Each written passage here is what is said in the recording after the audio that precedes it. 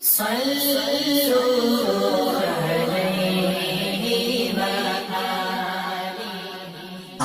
صلی اللہ علیہ وآلہ وسلم پر وحی کا ابتدائی دور اچھے سچے پاکیزہ خوابوں سے شروع ہوا۔ آپ خواب میں جو کچھ دیکھتے وہ صبح کی روشنی کی طرح صحیح اور سچا ثابت ہوتا۔ پھر من جانب قدرت آپ تنہائی پسند ہو گئے اور آپ نے غار حرا میں خلوت نشینی اختیار فرمائی اور کئی دن اور رات وہاں مسلسل عبادت اور یاد الہی و ذکر میں مشغول رہنے لگے۔ جب تک گھر آنے کو دل نہ چاہتا توشہ ہمراہ لیے ہوئے وہاں رہتے۔ توشہ ختم ہونے پر ہی اہلیہ محترمہ حضرت خدیجہ رضی اللہ تعالی عنہا کے پاس تشریف لاتے اور کچھ توشہ ہمراہ لے کر پھر وہاں جا کر خلوت گزین ہو جاتے۔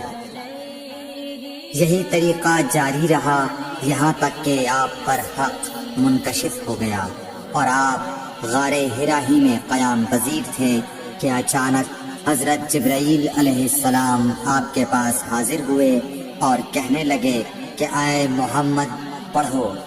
آپ فرماتے ہیں کہ میں نے کہا کہ میں پڑھنا نہیں جانتا۔ آپ صلی اللہ علیہ وسلم فرماتے ہیں کہ فرشتے نے مجھے پکڑ کر اتنے زور سے کھینچا کہ میری طاقت جواب دے گئی۔ پھر مجھے چھوڑ کر کہا پڑھو۔ میں نے پھر وہی جواب دیا کہ میں پڑھا ہوا نہیں ہوں۔ اس فرشتے نے مجھ کو نہایت ہی زور سے کھینچا کہ مجھ کو سخت تکلیف محسوس ہوئی۔ پھر اس نے کہا کہ پڑھ۔ میں نے کہا میں پڑھا ہوا نہیں ہوں۔ فرشتے نے تیسری بار مجھ کو پکڑا اور تیسری مرتبہ پھر مجھ کو بھیجا۔ پھر مجھے چھوڑ دیا اور کہنے لگا کہ پڑھو اپنے رب کے نام کی مدد سے جس نے پیدا کیا اور انسان کو خون کی پھٹکی سے بنایا۔ پڑھو اور آپ کا رب بہت ہی مہربانیاں کرنے والا ہے۔ بس یہی آیتیں آپ حضرت جبرائیل علیہ السلام سے سن کر اس حال میں غار حرا سے واپس ہوئے کہ آپ کا دل اس انوکھے واقعے سے کانپ رہا تھا۔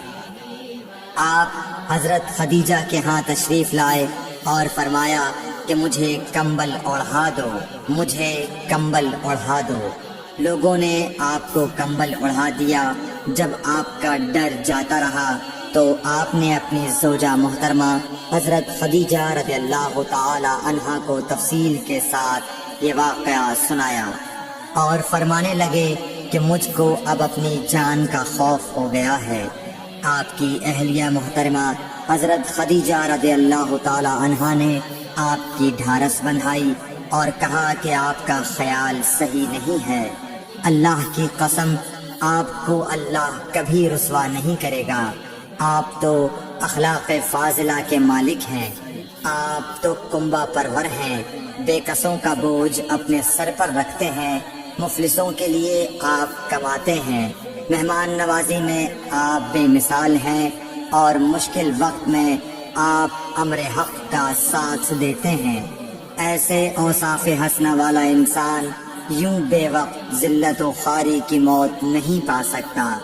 پھر مزید تسلی کے لیے حضرت خدیجہ رضی اللہ تعالی عنہا آپ کو ورقہ بن نوفل کے پاس لے گئیں جو ان کے چچا زاد بھائی تھے اور زمانہ جاہلیت میں نصرانی مذہب اختیار کر چکے تھے اور عبرانی زبان کے کاتب تھے۔ چنانچہ انجیل کو بھی حسب منشائے خداوندی عبرانی زبان میں لکھا کرتے تھے۔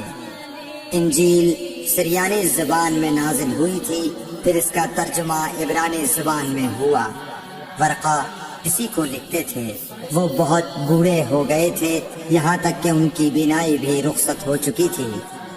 حضرت خدیجہ رضی اللہ تعالی عنہا نے ان کے سامنے آپ کے حالات بیان کیے اور کہا کہ اے چچا زاد بھائی، اپنے بھتیجے محمد صلی اللہ علیہ وسلم کی زبانی ذرا ان کی کیفیت سن لیجئے۔ وہ بولے کہ بھتیجے آپ نے جو کچھ دیکھا ہے اس کی تفصیل سناؤ۔ چنانچہ آپ صلی اللہ علیہ وآلہ وسلم نے از اول تا آخر پورا واقعہ سنایا، جسے سن کر ورقہ بے اختیار ہو کر بول اٹھے کہ یہ تو وہی ناموس معزز رازدان فرشتہ ہے جسے اللہ نے حضرت موسیٰ علیہ السلام پر وحی دے کر بھیجا تھا۔ کاش میں آپ کے اس عہد نبوت کے شروع ہونے پر جوان عمر ہوتا، کاش میں اس وقت تک زندہ رہتا جبکہ آپ کی قوم آپ کو اس شہر سے نکال دے گی۔ رسول کریم صلی اللہ علیہ وآلہ وسلم نے یہ سن کر تعجب سے پوچھا کہ کیا وہ لوگ مجھ کو نکال دیں گے، حالانکہ میں تو ان میں صادق و امین و مقبول ہوں۔